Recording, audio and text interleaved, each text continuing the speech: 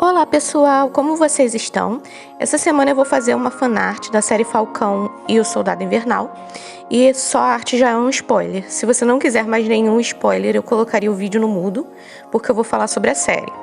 Isso é, se quem não assistiu a série ainda estiver ligando para spoiler, porque eu estava assistindo todo sábado o episódio que saía na sexta anterior.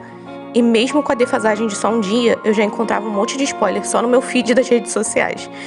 Isso sendo dito, eu realmente sigo muitas contas da Marvel, então eu não sei se todo mundo experienciou a mesma coisa. Mas se você de algum modo ainda estiver imune aos spoilers, alerta de spoiler.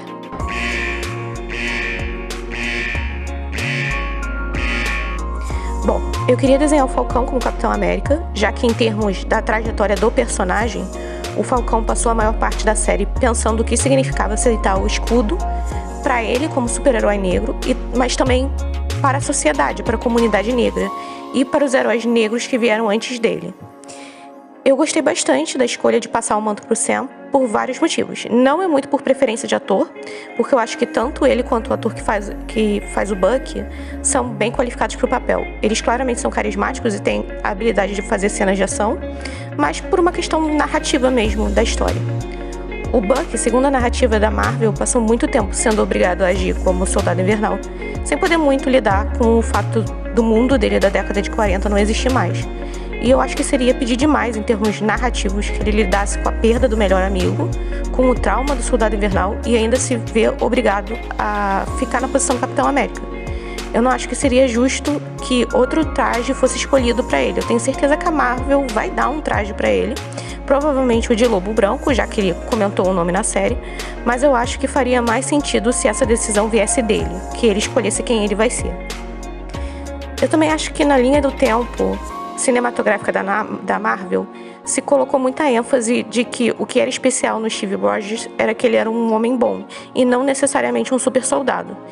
Então, eu gosto, como continuidade, que o sucessor dele seja um homem só com treinamento. Ele não precisa de superpoderes para ocupar o manto do Capitão América.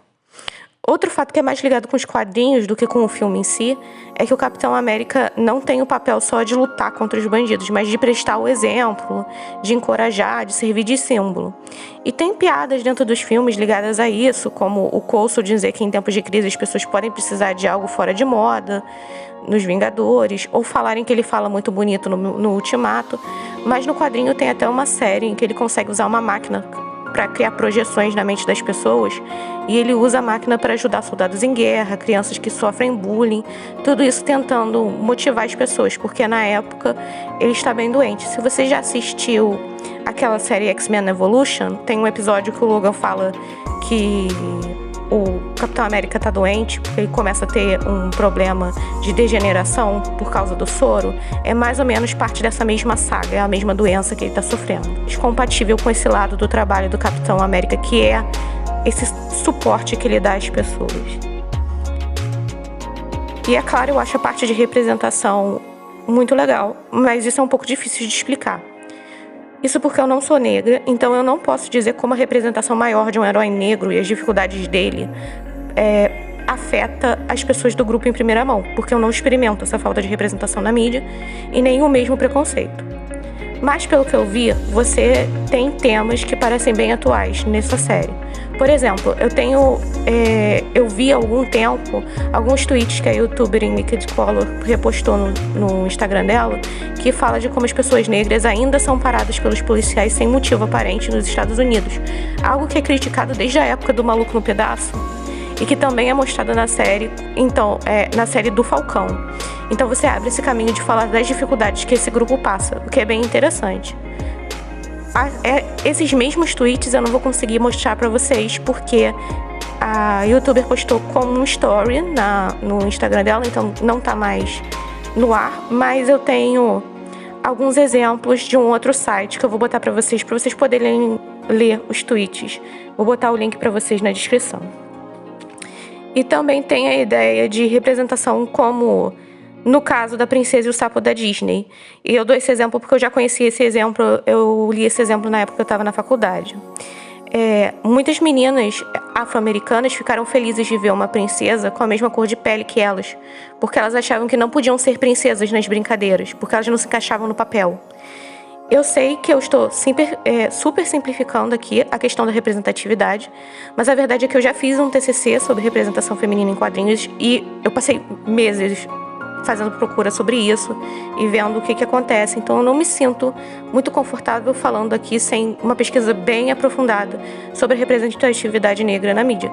Até porque quando eu falei de representatividade feminina, eu pelo menos sou uma mulher, mas eu não sou do grupo da comunidade negra, então eu não sei muito falar do que afeta ali as pessoas. Então, eu acho que eu estou tentando mais mostrar alguns exemplos pontuais que talvez não te digam como a representatividade funciona na psicologia ou como isso pode diminuir o preconceito, apesar de que já foi comprovado que representações positivas na mídia de minorias diminuem o preconceito, e eu posso colocar um link para esse artigo também, mas esses exemplos pontuais podem te mostrar que realmente importa para o grupo se ver refletido na mídia e que não é uma modinha politicamente correta, como eu vi algumas pessoas dizendo, realmente importa para as pessoas. Então, eu sei que o vídeo de hoje eu falei mais sobre a série, e eu já tinha pensado antes em fazer um canal do YouTube falando sobre séries, filmes, desse ponto de vista de estereótipos, ou no caso do filme da Bela e a Fera, também sobre uma birra que eu tenho com as escolhas de tradução das músicas, já que eu tenho uma especialização em tradução. Mas eu acabei preferindo falar nem que fosse um pouquinho aqui também, porque eu vi a comunidade artística bem engajada com essa série, fazendo fanart, comentando, e também porque não deixa de ser uma forma de arte. E muitos artistas que vão tentar áreas criativas como ilustrações de livro, criação de quadrinhos e outras narrativas, talvez achem interessante essa ideia de como uma narrativa fictícia pode sim trazer uma sensação de representatividade para pessoas reais. Enfim, me diga se vocês gostaram do vídeo de hoje ou se na próxima vez eu fico só na conversa técnica de desenho mesmo.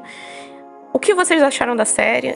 E eu também gostaria de saber se vocês gostaram da escolha do Falcão como Capitão América. Eu adorei, eu já gostava do Falcão antes, então eu sou meio duvidosa pra dar essa opinião, eu já gostava dele.